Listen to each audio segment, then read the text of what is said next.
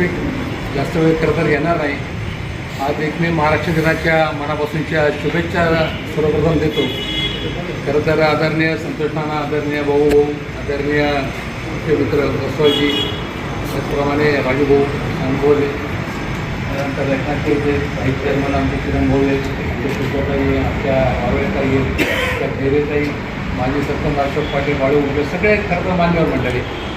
वाणी साहेब जास्त वेळ घेणार नाही, परंतु नाना पहिलं अभिनंदन आणि कौतुक यासाठी केलं पाहिजे की एक दूरदृष्टी.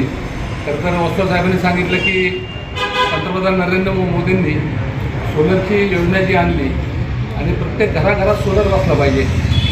तर याच्या मागचा मेन जो उद्देश आहे की आज आपण जे पाहतो की ज्या काही नैसर्गिक साधन संपत्ती आहेत त्या खरं तर कमी होत चालल्या आहेत.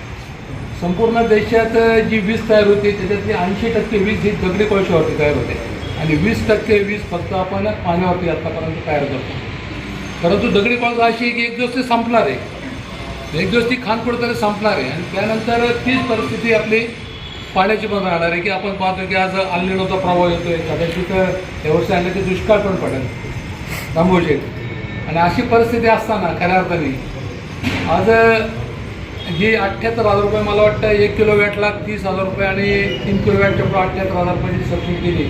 मला वाटतं नारायणगाव ग्रामपंचायत असेल, आदरणीय नाना, आपण ही खूप मोठी जागृती मला वाटतं करणं आहे. कारण सूर्यप्रकाश असं आहे की तो त्याचं काम कधीच चुकत नाही. मी आज वाढदिवस होता म्हणून कदाचित लवकर उठलो असेल थोडा, पण सूर्यास्त हा अजूनही 1 लाख वर्षांनी सूर्य किती वाजता उगवणार आहे हे आता कोणी या आपल्याला या ठिकाणी माहिती आहे की त्यामुळे तो त्याची वेळ चुकवणार नाही. त्यामुळे सूर्यप्रकाश हा कधीच संपणार नाही, लक्षात घ्या. त्यामुळं त्याच्यापासून वीज निर्मिती करणं मला वाटतं हे या मोदी सरकारचं म्हणजे भारतीय जनता पार्टी सरकारचं सगळ्यात मोठं जर काम काय असेल, आपण जर पाहिलं असेल तर दळणवळण तुमच्या नैसर्गिक ऊर्जेपासून तुमचे हे तयार करणे. आणि हा जो उद्देश आज या ठिकाणी आपल्या सोसायटीच्या माध्यमातून राबवला, मी 30 किलोवॅटचा अजून मला अभ्यास मी केला नाही किती युनिट, पण माझ्या माहितीप्रमाणे 1 किलोवॅटला दिवसाला सरासरी माझ्यामध्ये 3 युनिट तयार होतं सरासरी.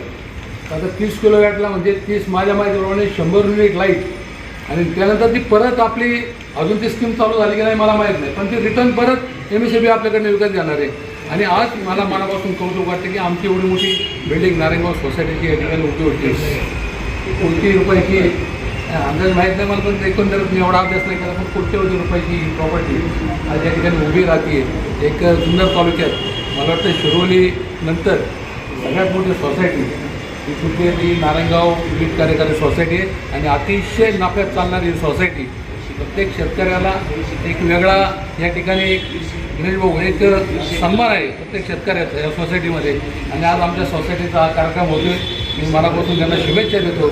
आज माझा वाढदिवस आहे. वाढदिवस खरं तर मी प्रत्येकाला शुभेच्छा देतो वाढदिवसांना की तुमच्या 100व्या वाढदिवसाला मला उपस्थित राहायचं भाग्य मिळू द्या.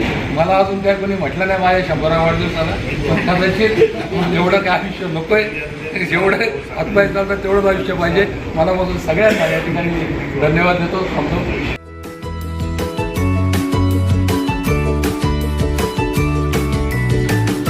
बातम्या शेतीच्या,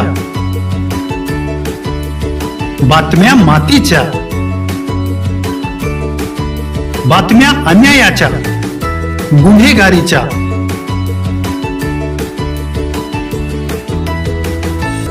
राजकारणाच्या आणि समाजकारणाच्या, शोषणाविरुद्ध बुलंद आवाज, जनसामान्यांच्या हुंकाराची गाज, सत्कार्याला प्रोत्साहन, दुष्कृत्याला अनुशासन, निर्भीड, निस्पृह, सडेतोड, बेधडक आणि रोखठोक म्हणजेच विघ्नहर टाइम्स. शोध बातमीचा, ध्यास सत्याचा. आपलं चॅनल, आपली बातमी.